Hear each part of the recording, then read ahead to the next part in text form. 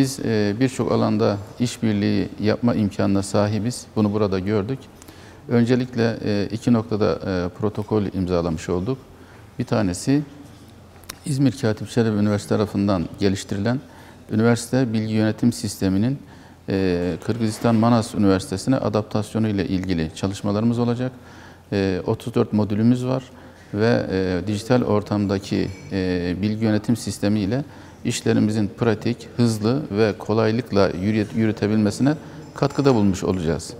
İkinci olarak da malumunuz yaşadığımız çağın dijital çağ olarak isimlendirilmesi dolayısıyla dijital vatandaşlık konularında yine iki üniversite arasında bir işbirliği protokolü imzalamış bulunuyoruz. Bu sayede de iki üniversitenin hem Kırgızistan'a hem Türkiye'ye ve iki üniversitede hem öğrencilerimize hem çalışanlarımıza büyük bir katkı ve imkan sunacağını düşünüyorum.